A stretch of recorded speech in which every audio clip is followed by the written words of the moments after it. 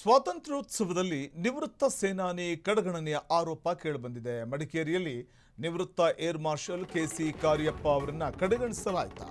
Field marshal KM Cariappa ಅವರ ಪುತ್ರ KC Cariappa ವೇದಿಕೆಯಲ್ಲಿ ಕಾರ್ಯಪ್ಪ ಅವರನ್ನ ಕಡೆಗಣಿಸ್ತಾ ಅನ್ನುವಂತಹ ಒಂದು ಕೊಡಗು ಜಿಲ್ಲಾಡಳಿತದ ನಡೆ ತೀವ್ರ ಪ್ರಶ್ನೆಯನ್ನು ಹುಟ್ಟುಹಾಕ್ತಾ ಇರುವಂಥದ್ದು.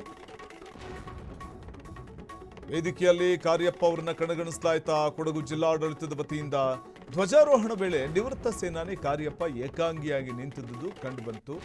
ಆದರೆ ಈ ಬಗ್ಗೆ ಸ್ಪಷ್ಟನೆ ಕೊಟ್ಟಿದ್ದಾರೆ ಉಸ್ತುವಾರಿ ಸಚಿವ ಎಂಪಿ ನರೇಂದ್ರ ಸ್ವಾಮಿ. ಸೇನಾನಿಯವರನ್ನ ಕಡೆಗಣಿಸಿಲ್ಲ, ಕಾರ್ಯಪ್ಪ ಅವರು ಹಿಂದೆ ನಿಂತಿದ್ರು. ವೇದಿಕೆ ಹತ್ತಿದ ತಕ್ಷಣ ಕಾರ್ಯಪ್ಪ ಅವರನ್ನ ಮಾತಾಡಿಸಿದ್ದೇನೆ. ವೇದಿಕೆ ಚಿಕ್ಕದಾಗಿದ್ದು ಹೀಗಾಗಿದೆ ಅಷ್ಟೇ, ಉದ್ದೇಶಪೂರ್ವಕವಲ್ಲ ಅಂತ ನರೇಂದ್ರ ಸ್ವಾಮಿ ಹೇಳಿದ್ದಾರೆ.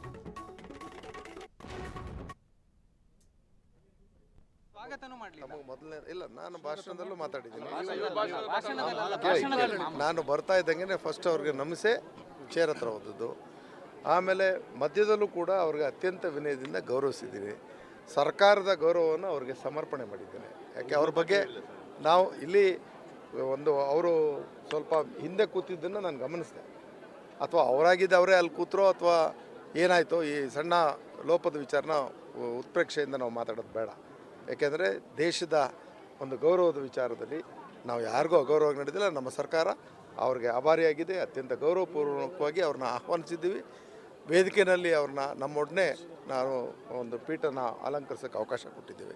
ಇದರಲ್ಲಿ ಯಾವುದೇ ಅಪಸರ ಬೇಡ. ವೇದಿಕೆ ಹಾಕ್ಬೇಕಾದ್ರೆ ಸ್ವಲ್ಪ ಚಿಕ್ಕದಾಗಿ ಹಾಕಿದ್ರು, ಹಾಗಾಗಿ ಎರಡನೇ ಲೈನ್ಗೆ ಕೆಲವರು ಅನಿವಾರ್ಯವಾಗಿ ಕೂರಬೇಕಾಯ್ತು. ಅಲ್ಲ, ಇನ್ನು ಮುಂದೆ ಅದಕ್ಕೆ